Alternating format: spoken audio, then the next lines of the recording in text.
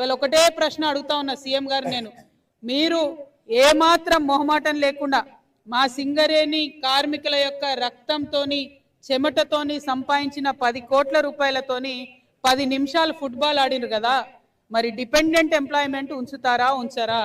Singareni celebrations కోసము ఎప్పుడు లక్షలాది రూపాయలు డబ్బులు ఇచ్చేది, ఇవాళ తగ్గించిను. సీఎం గారి ఫుట్బాల్ కోసమేమో డబ్బులు ఉంటాయి కానీ సింగరేణి సెలబ్రేషన్స్ కూడా డబ్బులు తగ్గిస్తున్న పరిస్థితి ఉంది. అంటే ఫుట్బాల్ ఆట మీద ఉన్న శ్రద్ధ మన జీవితాల మీద లేదనే విషయం తెలుస్తుంది. ఒకటి డిపెండెంట్ ఎంప్లాయ్మెంట్, 2 అలియాస్ పేర్లు. చాలా కష్టపడ్డం, రూల్ పొజిషన్ లేకున్నా కాయిదాల మీద తప్పున్నా చూసి చూడనట్టు పోండి అని చెప్పి ఇచ్చినటువంటి ఆనాటి మౌఖిక ఆదేశాలు ఇవాళ ఒక్క ఆఫీసర్ కూడా పాటిస్తలేడు. ఎక్కడ అలియాస్ పేర్లు ఉంటే అక్కడ ఇబ్బంది పెడుతున్నటువంటి పరిస్థితి ఉంది. ఇది నాకన్నా ఎక్కువ మీ అందరికీ తెలిసిన విషయం. అది మనం చేసింది కాదు. ఏనాడో మన తండ్రులు చదువు లేకుండా ఆనాడు ఏదో ఒక పేరుతో జాయిన్ అయిపోతే ఆ తర్వాత ఇప్పుడు వచ్చినటువంటి పిల్లలు కొత్తగా జాబ్కి ఎక్కాల్సిన వాళ్ళు ఇబ్బంది పడుతున్నటువంటి పరిస్థితి. కానీ ఎందుకు మరి ముఖ్యమంత్రి గారు దీని మీద శ్రద్ధ పెడతలేరు? ఇదే జిల్లా బట్టి విక్రమార్క గారు ఉన్నారు, ఆయన కూడా మరి కనీసం మాట్లాడనటువంటి పరిస్థితి ఉన్నది. ఇక మూడో విషయం, ట్యాక్స్ ఎగ్జంప్షన్, ఇన్కమ్ ట్యాక్స్ ఏదైతే మనకు వస్తుందో జీతాలలో భయంకరమైన కోత వస్తున్నది. దాని మీద ఒక్కసారి కూడా యాజమాన్యం శ్రద్ధ పెడతలేరు. నేను పార్లమెంట్లో ఉన్నప్పటి నుంచి కూడా రిక్వెస్ట్ చేస్తున్నాం, అసలు ఎందుకు ఉండాలి ఇన్కమ్ ట్యాక్స్ సింగరేణి వాళ్ళకు?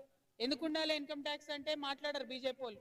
వచ్చిన దాంట్లో కొంచెం వీళ్ళేమన్నా ప్రయత్నం చేయొచ్చు కదా, ఎస్సీసీఎల్ నుంచి అడిషనల్గా చేయొచ్చు కదా, దాని మీద మాట్లాడే పరిస్థితి లేదు. ఖచ్చితంగా దాని మీద మా పోరాటం ఆగదు. ఇక నాలుగవది, అన్నిటికన్నా ముఖ్యమైనది హెల్త్ విషయం. కనీసం హెల్త్ విషయంలో సింగరేణి కార్పొరేట్ హాస్పిటల్తో పాటు అన్ని ఏరియా హాస్పిటల్లో మంచి సదుపాయాలు ఉండాలని మాట్లాడితే ఎన్నిసార్లు మాట్లాడినా చెవిటోని ముందు శంఖ ముదినట్టే తప్పితే మన హాస్పిటల్ అయితే మంచిగా అయితే లేవు. పోనీ రిఫరల్కి పంపిస్తే ప్రైవేట్ హాస్పిటల్ ఏమైనా బాగున్నాయంటే అందులో 100 రిస్ట్రిక్షన్స్ పెడుతున్న పరిస్థితి ఉంది. ఖచ్చితంగా అన్ని ఏరియా హాస్పిటల్ మంచిగా చేయాలని డిమాండ్ చేస్తున్నాం. ఇంకొకటి, మొత్తం యంగ్ ఎంప్లాయీస్ ఉన్నారు, అందరు కూడా యువమిత్రులు ఉన్నారు, చిన్న చిన్న పిల్లలు ఉన్న వాళ్ళు ఉన్నారు. మరి వాళ్ళు ఇదే జీతాలతోని ప్రైవేట్ స్కూళ్ళల్లో పిల్లల్ని చదివించుకోవాలంటే ఇబ్బందిగా ఉంది. ప్రతి ఏరియాలో స్కూళ్ళు ఉండాలని డిమాండ్ చేసినాం. దాని మీద ఎక్కడా కూడా సింగరేణి యాజమాన్యం ముందుకు రానటువంటి పరిస్థితి ఉంది. ఇవాళ ఒకటే దయచేసి ఆలోచించండి, ఏంటిది సంక్షేమం అంటే? కార్మికుడు సంక్షేమం అంటే ఆకాశం నుంచి ఊడిపడదు కదా. వాళ్ళ కుటుంబానికి వైద్యం ఇచ్చుకోగలగాలి, వాళ్ళ పిల్లలకు చదువు చెప్పించుకోగలగాలి. గనిలోకి మనం దిగుతున్నామో, ఓసీల్లో నడుపుతున్నామో, మనం ఏదైనా డోజర్ నడుపుతున్నామో అంటే సేఫ్గా ఇంటికి పోవాలి. ఈ మూడే కదా సంక్షేమం. ఇంతకు మించి ఆకాశం నుండి వచ్చేది లేదు, వాళ్ళు ఇచ్చేది లేదు.